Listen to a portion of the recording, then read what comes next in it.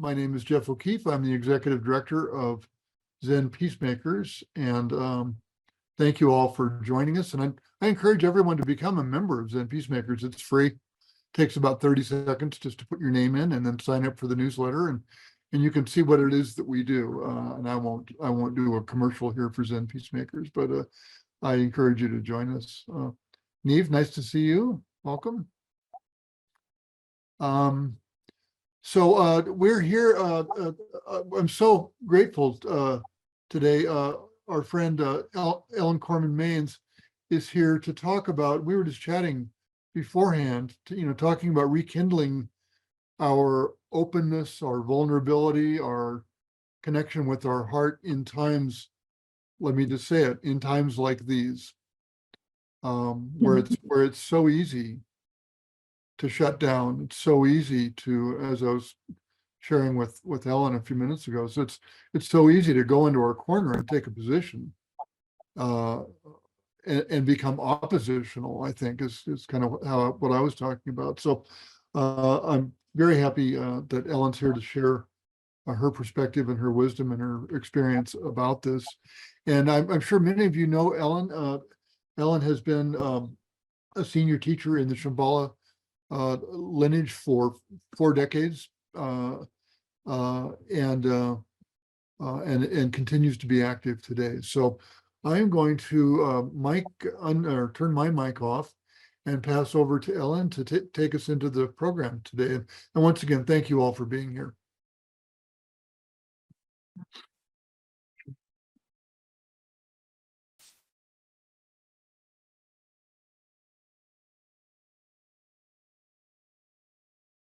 Thank you, Jeff.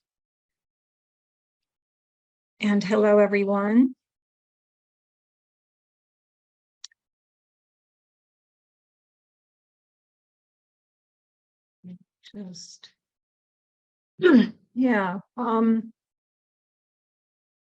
So the topic that came to me to talk about is about the receptivity connected with bearing witness, which is such a central piece of what the Zen Peacemakers do, and also a central piece of any kind of spiritual practice that we do. And especially, how we're constantly shutting down. That's what we do as human beings. So how, and as Jeff says, in especially when things get tougher in the outside world, or in the world in general, how do we rekindle it? So I'm not that experienced in doing bearing witness retreats. I've actually only done one bearing witness retreat at Auschwitz, although I've been there many times. And I would say I'm not an expert on being receptive either, but I feel like I know a fair amount about shutting down. So I'm drawn to work with that, the shutdownness, because to experience shutdownness opening is a kind of magic, is a kind of blessing, is a kind of healing, is a kind of wholeness. And I do think that is deeply connected with Bernie's vision and bearing witness and peacemaking. So with that said, I just would love to start by doing just a couple minutes of grounding and settling and bringing ourselves present, more present. So just take a few moments to not be too focused outwardly and on the screen, but inwardly, just feeling your body. Just allowing more attention and awareness to notice just how you are in this moment, and allowing all of that to be present.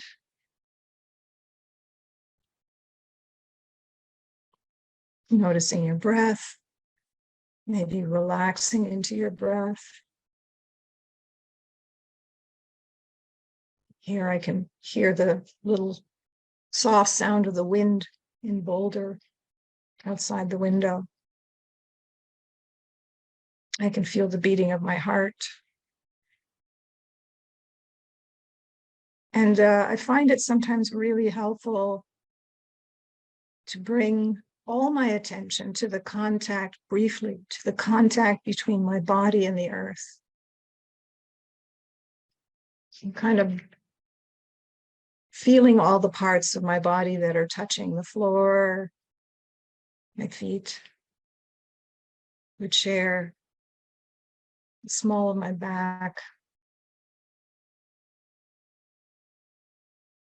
Just feeling that connection with the earth. Feeling that I'm supported in this chair.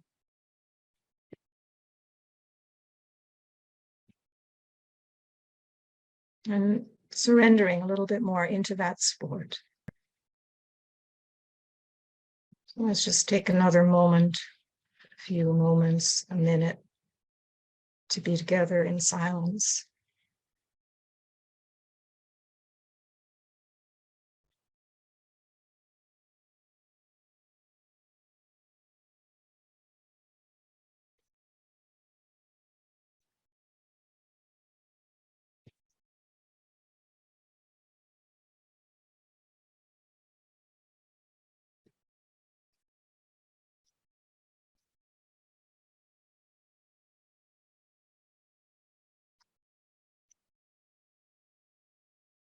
Thank you. And you can just slowly bring your attention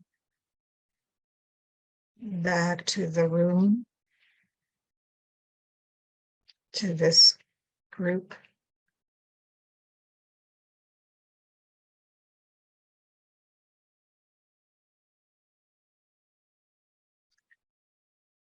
Yeah, so I'm going to talk for maybe 15 to 20 minutes or so, perhaps. And then we'll do some more interactive things together and hopefully have a chance to, plenty of chance, I'm sure, to discuss, have questions, ideas. So back first to this condition of being shut down. And maybe that's over dramatizing it. We could say that that's our human condition. The sense that we are separate and not connected with our environment and with each other. But also as human beings, we go back and forth. We get reminded all the time of the fact that we are part of something bigger. We take a walk, we feel the elements, we feel the wind. We look at the sky, we receive something from the trees, and something in us sort of just from this place that has nothing to do with our cognitive minds, nothing to do with that, rises, and we know that we are connected. We feel part of things. So we have that natural experience all the time. In Shambhala, we call that the experience of basic goodness.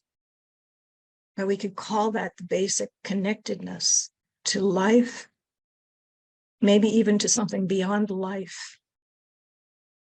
And then this other phenomenon of feeling separate, not part of what's going on, not part of the group, different, alone. And maybe the worst thing of all, disconnected from ourselves. So in a way, what we're doing today, what I'm doing, and where I feel my area is less in it's not separate from or different from social justice, but on the other hand, this is the inner part of reconnecting deeply, and the idea that the world actually does exist within us.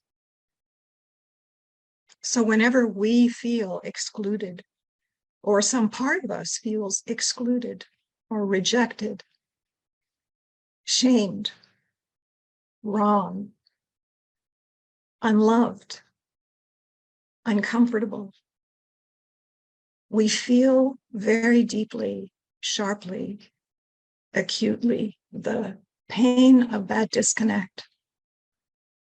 And there's a kind of longing, or if we don't have a longing to reconnect with the wholeness, we're likely to get into some very bad habits like addiction or killing other people.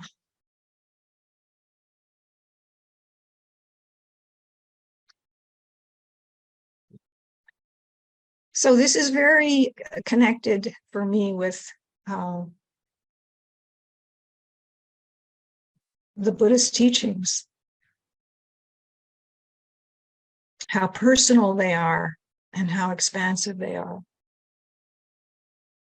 Self and other, the basic duality of feeling separate, and then the sense of oneness, flow, connection, wholeness, healing, harmony. And the brilliance of Bernie Glassman's work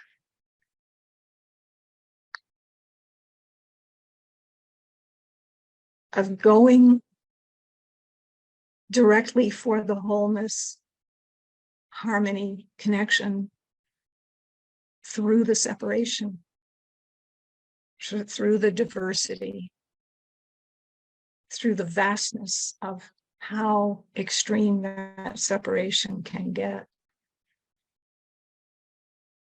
And yesterday, I took some time to reread much of his book, Bearing Witness. And some of these sentences sort of jumped out at me. These paradoxes: the more pain, the more joy and love he felt. I'm not sure if he's saying, I'm quoting that pretty much, but I'm not sure if he was talking about, I think he may have been talking about someone else. And the paradox that we don't find wholeness unless we're ready to be broken. The paradox that we find oneness out of diversity, in diversity, through diversity. And not just when I think of bearing witness. So I think I have sometimes some difficulty with group activities and things that feel outer, because I easily lose contact with the inner. So that's, variable, very variable. But so when I think of bearing witness, I think I have a tendency to think of it as a little bit external, bearing witness to a situation outside me. But here we're not talking about just hanging out. And as I was rereading this book, I realized Bernie wasn't talking about that either. He wasn't talking about just observing something on the outside, but being intimate with it, being intimate with the separation, being intimate with feeling excluded or hurt or different, with the sense that something is wrong. And how amazing that we feel that so acutely. So then the question here is, how do we do that? And the first point is we don't know. There isn't a way to do it. So there's this not knowing and the willingness not to know.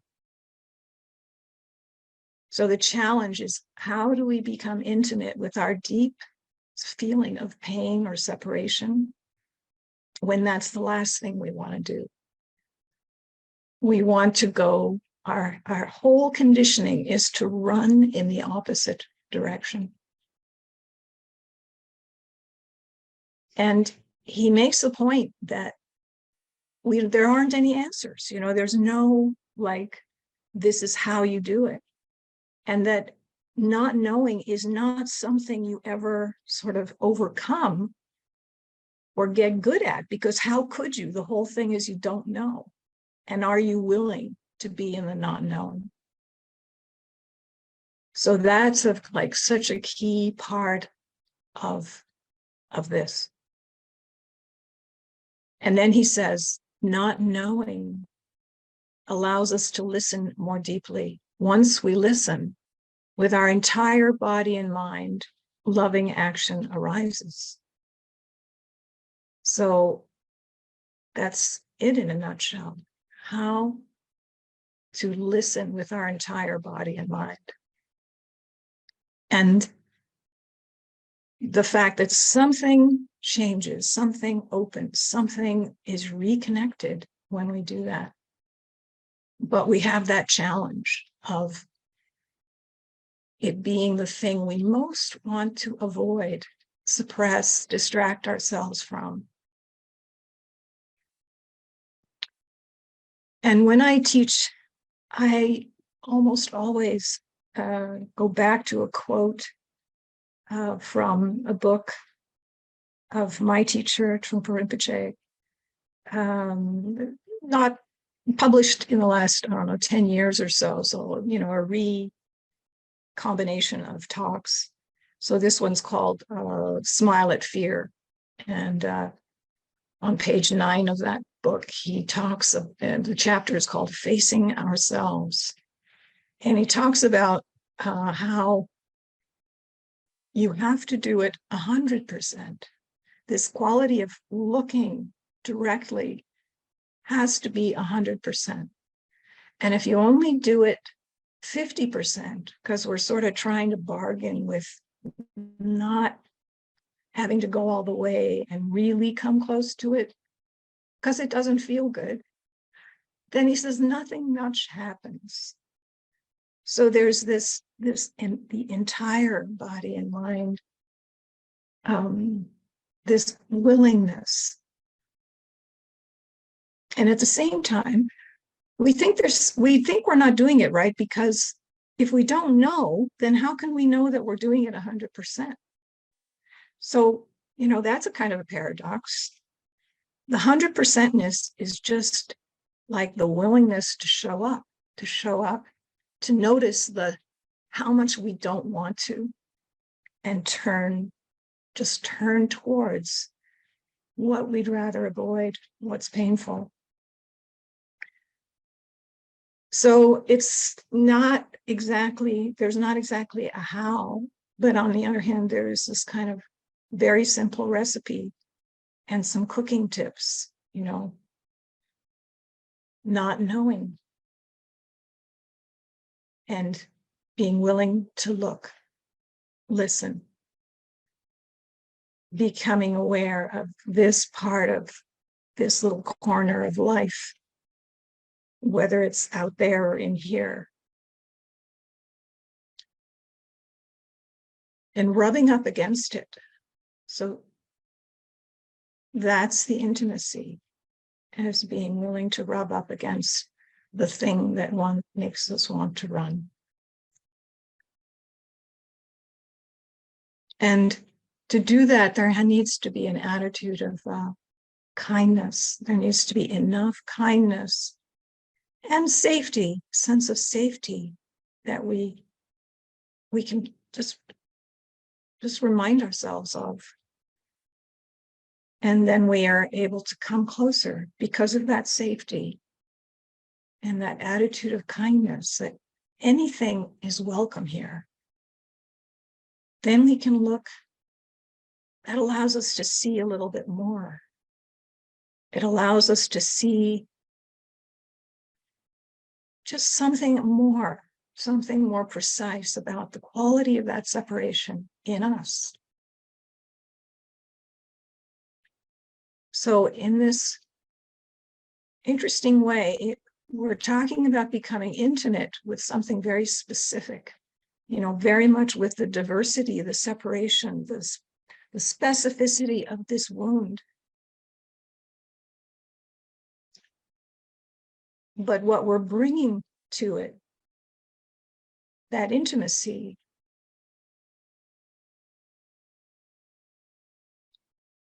connects us with something much bigger. So, and I think I read that in the Bearing Witness book, that it's the unifier. It's the awareness, the pure awareness, which has the quality of unconditional love, touching a specific point of pain.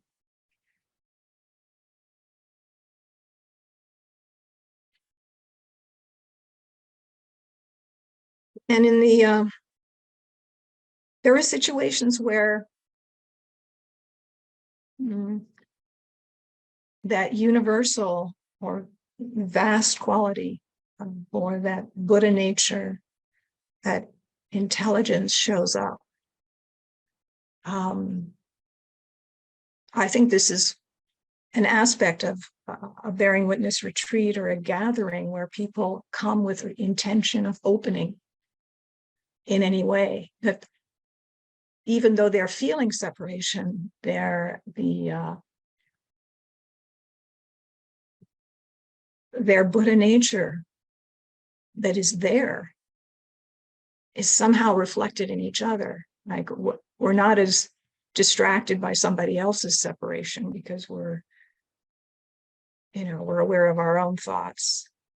But what we feel reflected by other human beings is that human element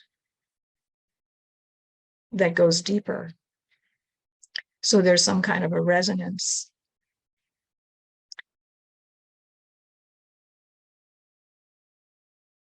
And it penetrates.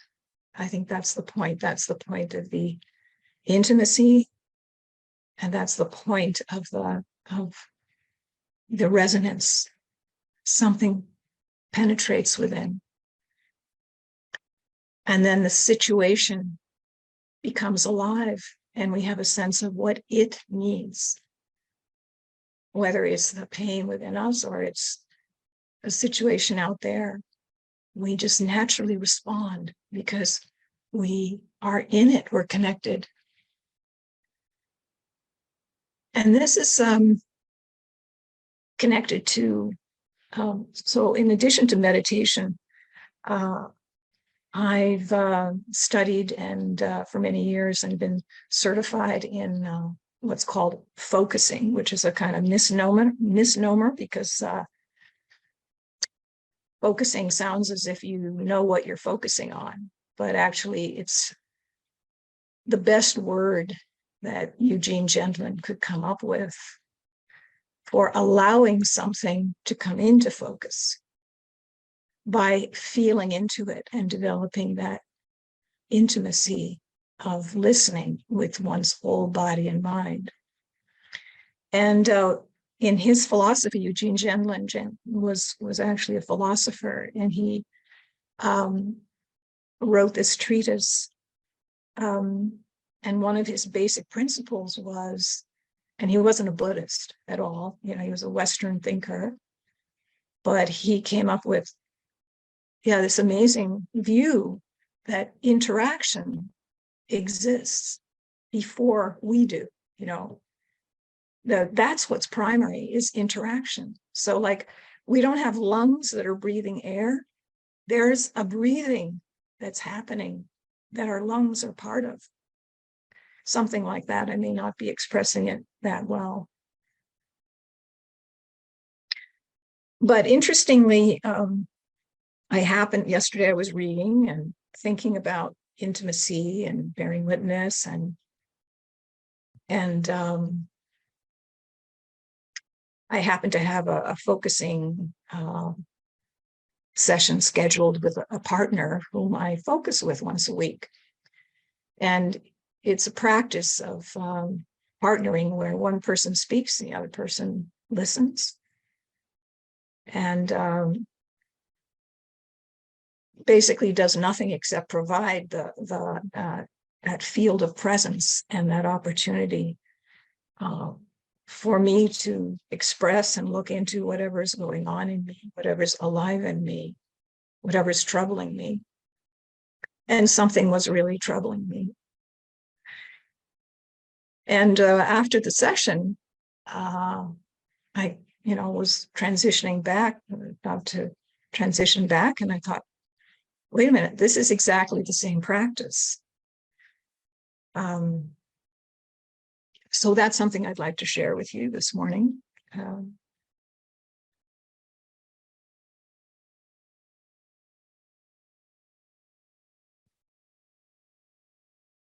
Yeah, so one issue in coming closer and in not knowing is the issue of trust.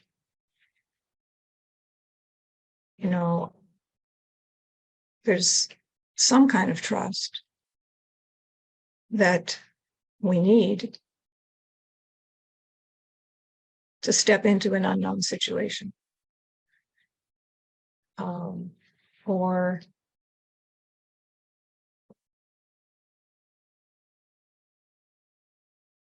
to move towards something painful.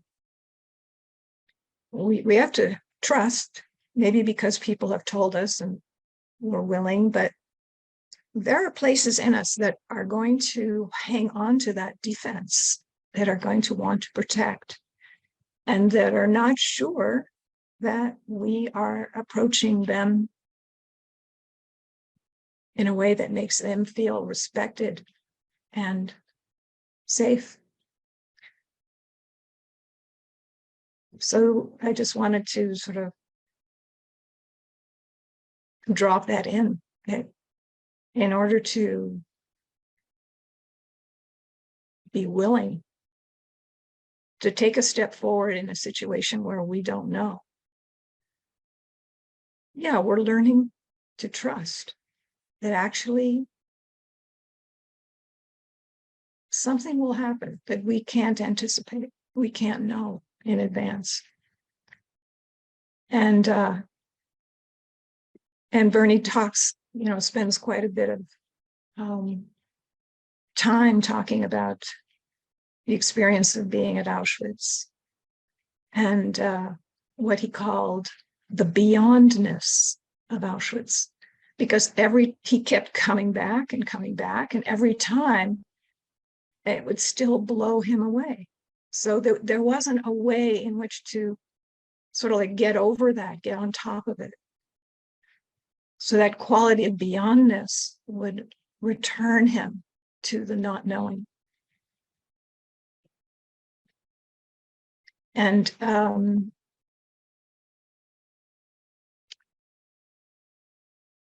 I would say that there's a quality of our own demons, our own difficult places, that also has that same quality of beyondness, overwhelming.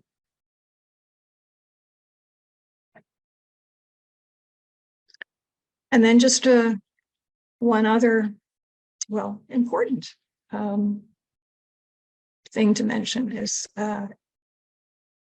especially when relating personally, when we have a wound, separation,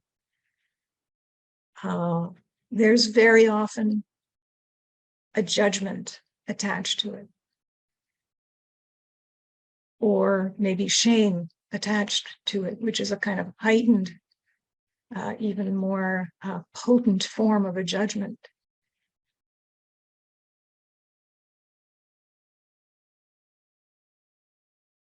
It's like the child in us that was wounded and learned very quickly, very instantaneously to cover that up.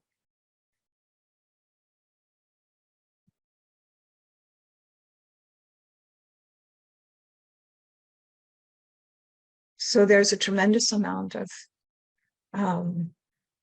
kindness and presence that are needed that we don't just have normally. But at the same time, it's not like we have to conquer this big mountain. It's like, can I soften 2%? Can I be 2% more present, more patient? Can I be 2% kinder?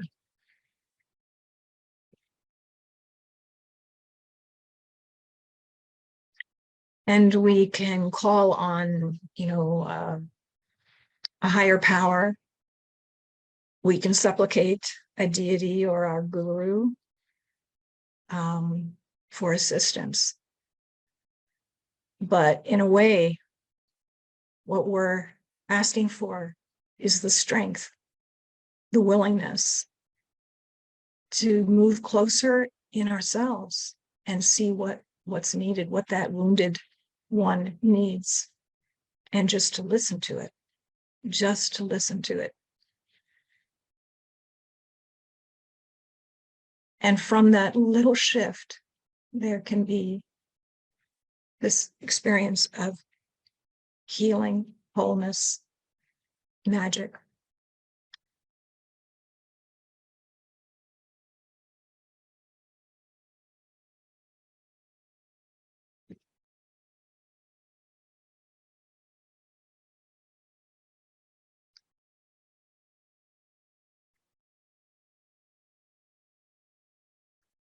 So,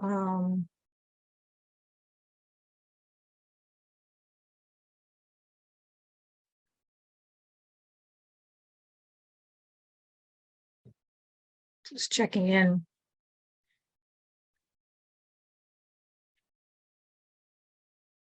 Before we move into the next part, I see a couple of chats here.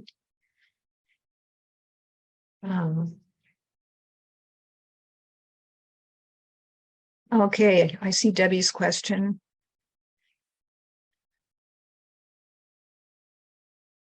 Yeah, I think the question is this event today centering on bearing witness to the Holocaust and what is happening in the world today?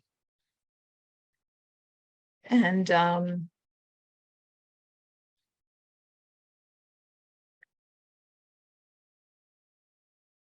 I think it's talking about how to remain open to the separation and suffering and pain that we see. And it's out there, but actually we can't have a very, I think the premise is we have a much clearer relationship to what's happening out there if we can see how we're handling it and how we're relating to ourselves in here. So, Debbie, I hope that's clear. I speak about the Holocaust because that's my history. That's the book I wrote, Buried Rivers, A Spiritual Journey into the Holocaust. And because it was a central piece in Bernie Glassman's creating the peacemaker order. But I think it has implications for any kind of peacemaking. So anyway, welcome your question, maybe a little later. But I hope that clarifies it a little bit.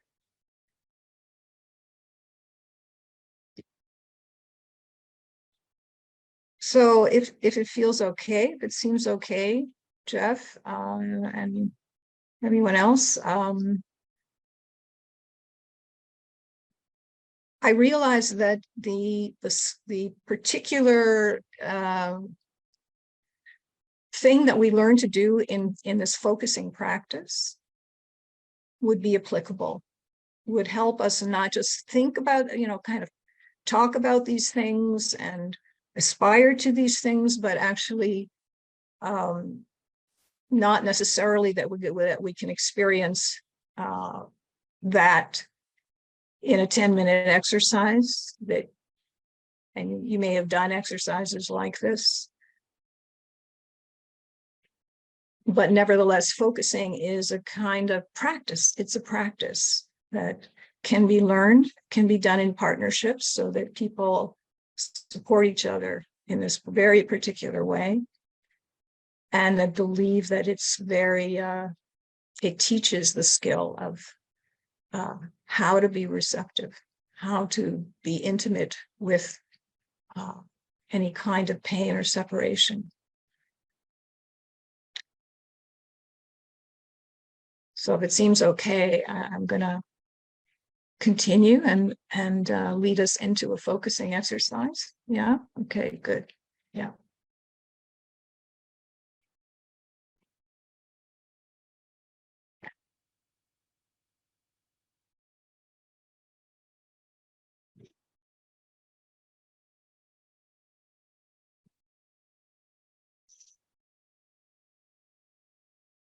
So basically, it's based on the idea that there's some situation, whatever it is, any situation. It could be something that somebody said to you that bothered you, and it's kind of held in your body somewhere. So any situation. It could be the war in Israel, in Gaza. So what we do is we tend to close our eyes, actually, settle into the body, feel very grounded in the body. So that becomes a basic beginning point.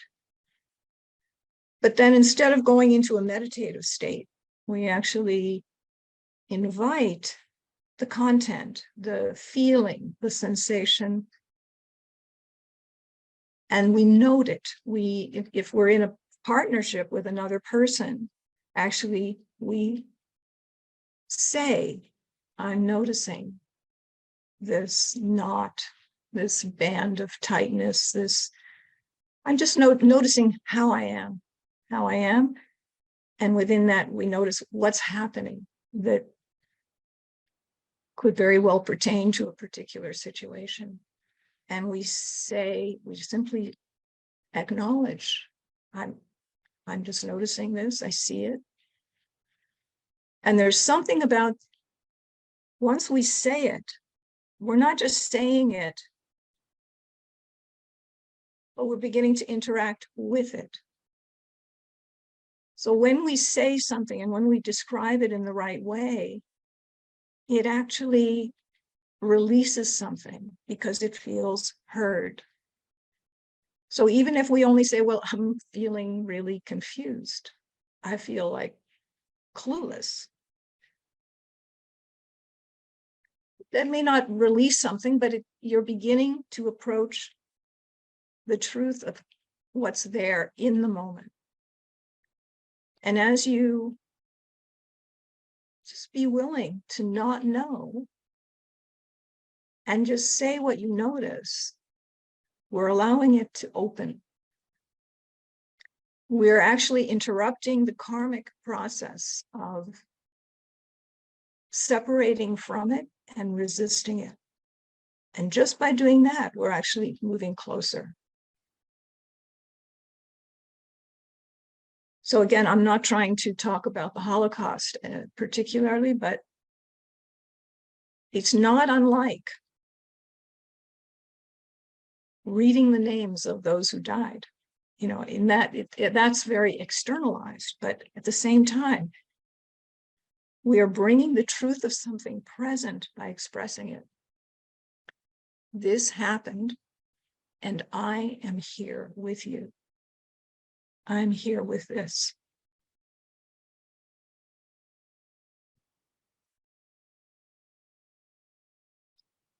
So let's start. We'll just do this for a few minutes.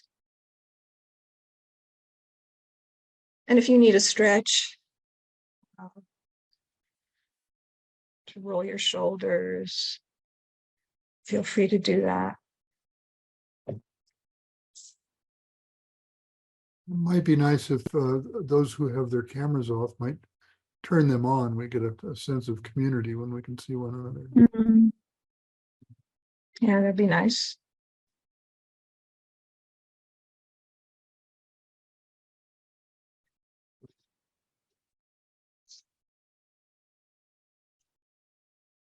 Yeah, so just bringing your attention more fully back into your body.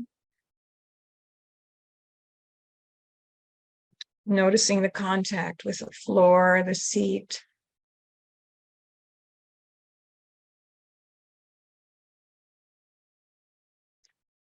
You can be a little more relaxed than in, if you're used to meditation posture, it's okay to lean back, to really feel supported. But it's also okay to be upright, but a little bit of relaxation is best.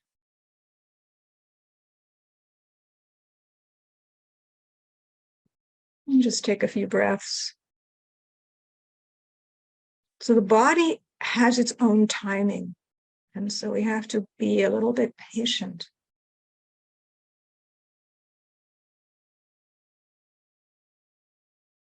So just noticing your toes, maybe wiggling your toes, feeling your butt. Noticing your hands and fingers and whatever they're touching, it's noticing the texture of that.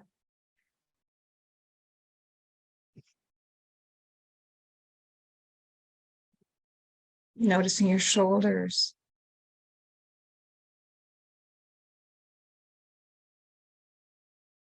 You can also notice the space around you, sort of the sounds in the environment, the feeling that the space of the room is supporting you as well.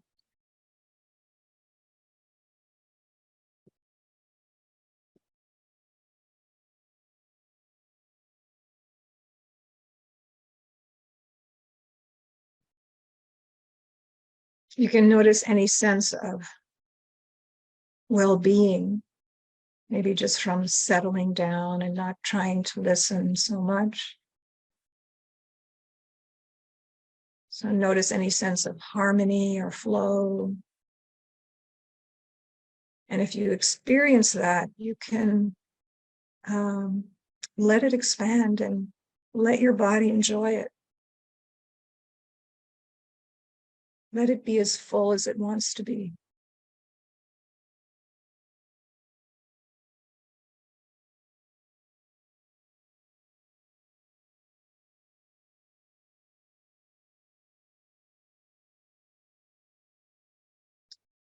Or you may be aware of,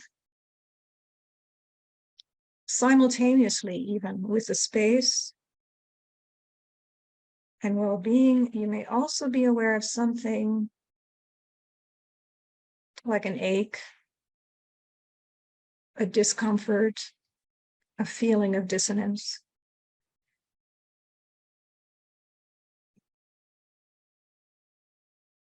So you're just taking your time to notice. And whenever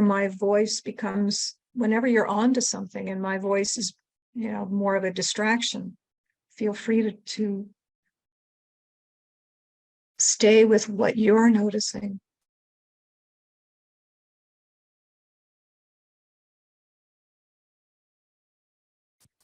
And usually we tend to notice, not exclusively, but as we breathe, as you breathe in and out, you can invite your awareness to come in on that in-breath into the central sort of core of your body, between your neck and your hips. That space in the center that runs up and down in the center of your body. Because that's often a place where we feel things, like a pit in our stomach or a tight chest or in the solar plexus. So there's a lot of sensing. How am I in there, in here?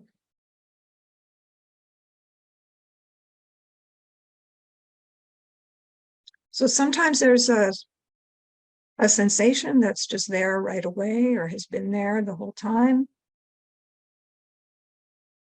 And you can just bring your attention there and just acknowledge it. Like, yes, I know you're there. But here, the variety of what our experience is very diverse. So I'm going to just touch on some possibilities.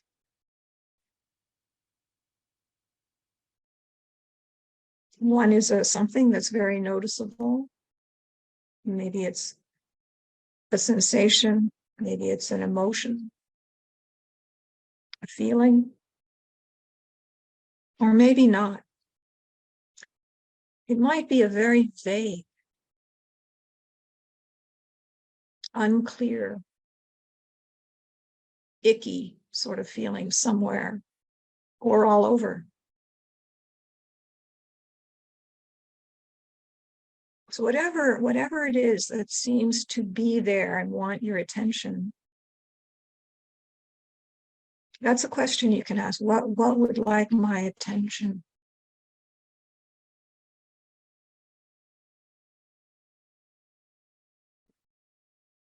And be patient, because it may take a little while.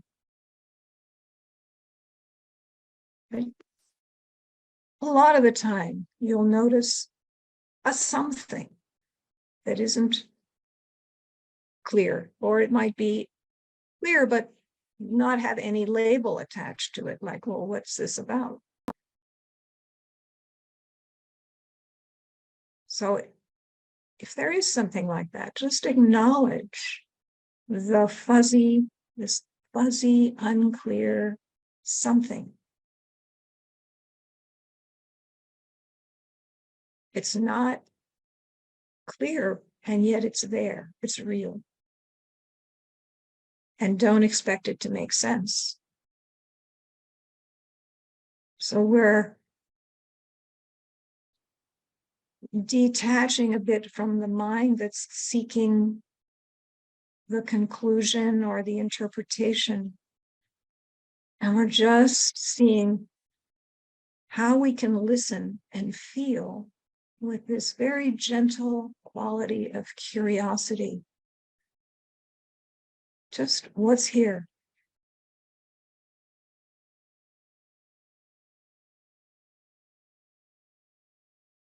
Something like you meet a shy animal in the forest and they freeze, and you just don't want the animal. How would you behave so that the animal doesn't immediately run away?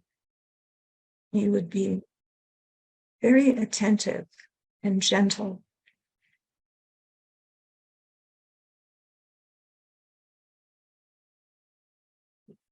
And there may also be the sense that, I'm fine and there's nothing happening. So if we were working one-to-one and you just express that, well, we might find some way to go from there. So this is a little different in that we're all in different places, and whatever we're experiencing is fine. And this is just an opportunity to be a little more receptive, a little more curious, and move closer to whatever it is, even if it's totally fuzzy and unclear.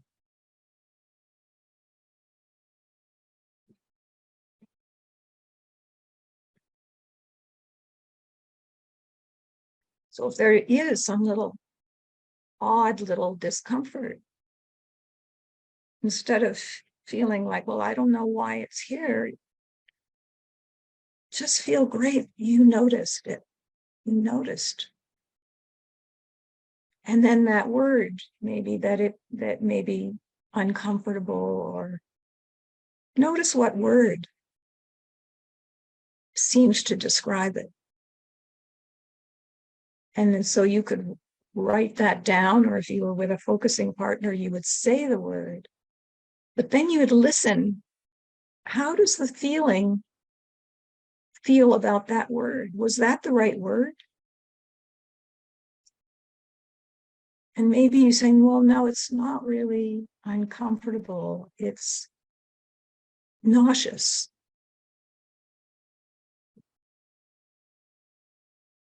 And just notice if getting it just slightly closer to what it is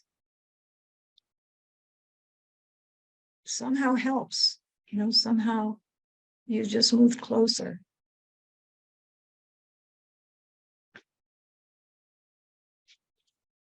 And then there's a lot of people, and I'm one of them, for whom sometimes there's nothing there that I'm noticing that sticks out.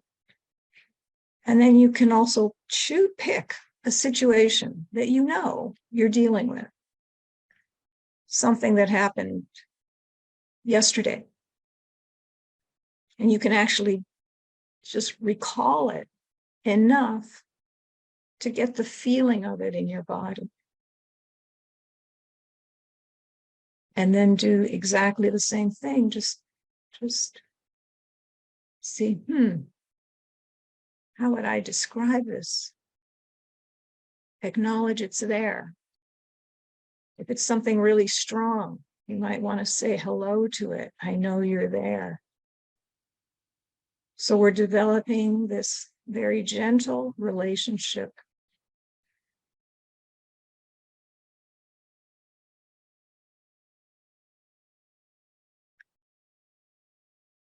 And another thing that happens very commonly is that you'll notice maybe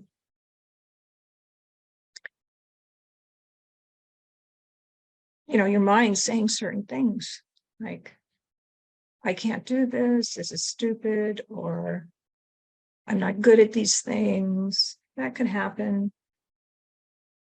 But you also might notice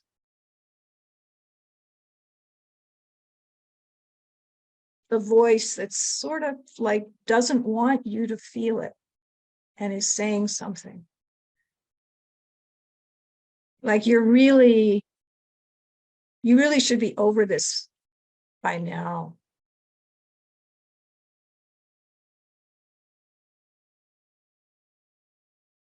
So just notice.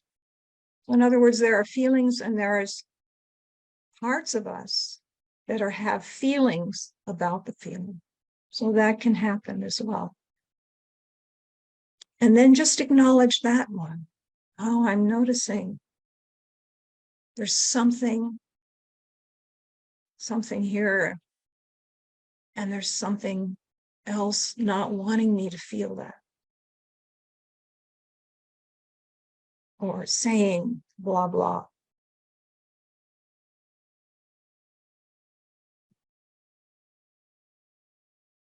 So just take another minute or so.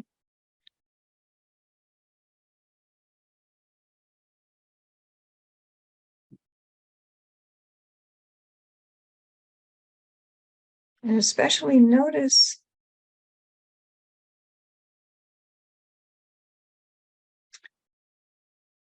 if there is a something that you're kind of engaging with just a little bit, just notice whether it likes or is responding to the way you're relating to it, the way you're listening.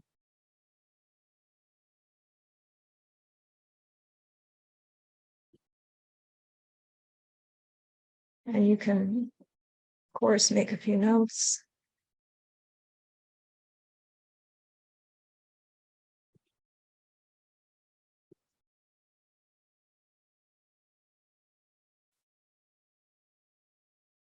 And so you can take a couple more minutes, but we can also treat this as a kind of transition to where you might bring this to a gentle close. And one way to do that is let it know that you hear it and that you're willing to come back. And just thank your body, perhaps.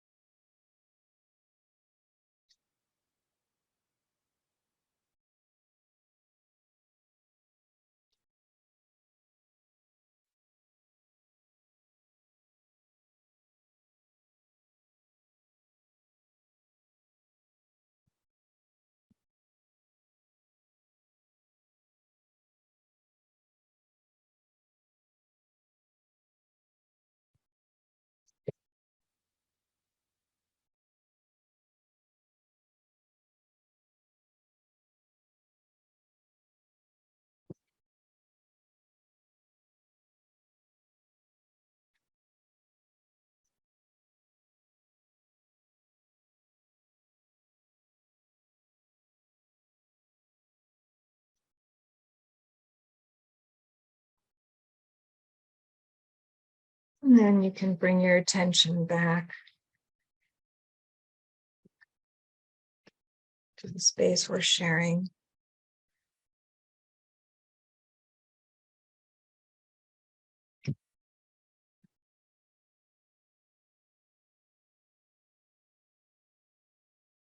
Welcome back.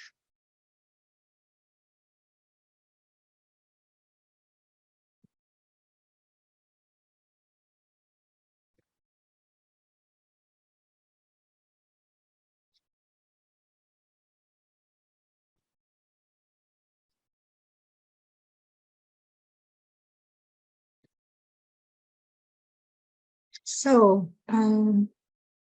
thank you for doing this little journey. And I would love it if some of you would like to share just something you noticed or how that was. That would be really nice, just to bring that into the space, and then we can go further with questions or anything that follows from this. We can see most everybody, so if you'd like to speak, you can wave your hand. Some of you don't have cameras that are working, or you have them turned off.